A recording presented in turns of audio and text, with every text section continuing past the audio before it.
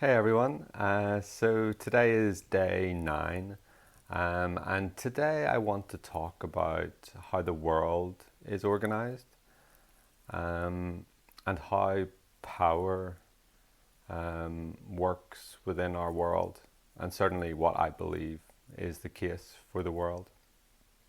Um, to put it simply, um, I do believe that there is a small group of very wealthy, influential people who control the power structures of our world, and then they rule the world in effect through networks and power structures, to which, in effect, our national governments across the world are inferior. You know, they're manipulated um, um, by this small elite, I guess, by this, let's call it the global elite.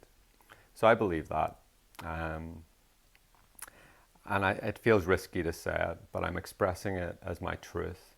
And in effect, I actually find there's something empowering to recognize that and to realize that. Um, so I'm not telling you this to convince everybody, um, but I'm expressing it because it's true for me, okay? Um, but I do want to spend a little bit of time supporting its plausibility, not laying out every little piece of evidence, but just supporting the plausibility that this is the case. Um, so I think if we just simply take the premise that there is power that goes beyond national governments, can we agree that that is true? So I would suggest that there definitely are bodies that have power that go beyond, the US government, the British government, the government in Russia, the government in China, etc.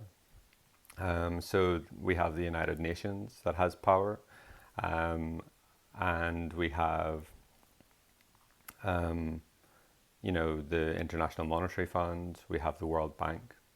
So they certainly have power, okay? And then if you think about global corporations as well, these are bodies that span national boundaries and can influence society through their products and services. And they also lobby national governments, etc. So I think it's quite obvious that they also have power, and that is outside of full government control. Okay. And I think the other bodies that have power in this world are central banks. So the Federal Reserve in the US, the Bank of England in the UK, the other central banks across the world. The Federal Reserve itself is a private corporation. It's not run by the US government. And these bodies, manage the money supply, and the currency supply. And definitely they have a lot of power and influence. The Federal Reserve, is responsible for the US currency, the dollar, but they certainly have influence across the world and across national boundaries. So I don't think it's hard to agree that there are power structures that go outside national governments. So that's the first thing I think that's worth adding. I don't want this to be too long, so let me be careful. The other thing that sort of helped me come to the view that I have is the financial crisis in 2008. When that happened and the banks got bailed out, I could see the interplay between government and banking, and I could see that there was a protective element there that didn't seem justified fully. And it made me look into banking and our banking system a lot. And I got to understand how money is created. I got to understand the fractional reserve banking system that we have. And I started to realize that, you could argue that the way we create money is itself immoral, and unfair, and actually steals resources from those who have them. You know, banks create money out of thin air. That's a simple fact. And the majority of people in the world don't realize this.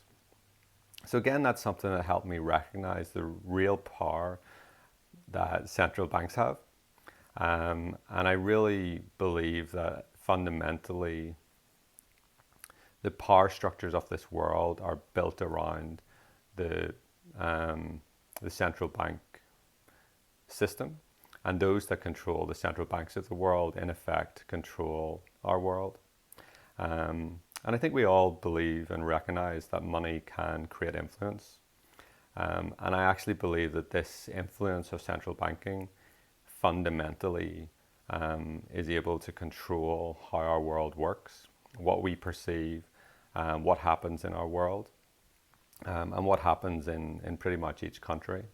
And central banks themselves have grown over the last number of centuries, and that power and influence has actually become more and more global over the last number of centuries. So that's the basis of my premise, I guess. I won't go into much more depth. Definitely worth investigating. There's lots of information out there about this. And if you go with an open mind, I think you can recognize the truth behind it. A couple other things I just want to say quickly is I think we're all very able to look at other countries and doubt their leaders. You know, we can look at Russia and say Putin isn't looking after his people and he would do things against them that aren't for their good, but for his good and for a broader good beyond the people. We can look at China and we can think the same, but in the UK we doubt that would happen. You know, we almost think that our leaders would seek to protect us and do what's best for us. And I find that hard, a strange situation we create. You know, we can judge the other countries, but we think we're in a better place with more caring leaders. And then if we also look at history, I think we can look back within the UK, we can look back 200, 300 years and think maybe the leaders at that time when we had an imperial Britain, that the leaders weren't for the people, you know, they weren't for the world, they were more for conquering and taking over, grabbing resource, etc. But we seem to believe that there was some sort of epiphany at one point in history and our leaders decided to look out for us all one day. So I just offer that as well, and I just offer it as maybe something that might encourage people to open their mind to this idea, if you'd like to. So yeah, that's all I want to say about that. I do believe there is some form of global elite that works in the background. They don't let themselves be seen, in effect. You know, some of them are seen in public, etc. But in reality, they can hide behind the scenes, and just through networks, they govern and create the outcomes in the world that they wish to achieve. So why is this empowering, do I think? You know, it seems quite a scary prospect that this could be the case. I find it empowering to believe it because it actually helps me recognize that there is hope for more. You know, we feel like our governments aren't quite getting us the outcomes we want, but they aren't the means to get those outcomes. We have to find the outcomes we want in our lives through understanding what's really going on in the world, and then choosing to find those ourselves. You know, I think there's more options there for us in the world than we're given. So opening your mind to this big problem actually opens your mind to big solutions as well. So I'm going to stop. Welcome any comments if you have any. Sorry this has been so long. Well, I'm not sorry. I let go of that as ever. And I just offer this today as something that I found difficult to express. But it's part of me, so I'm expressing it today. So again, thanks a lot for listening. Hope you're having a great day.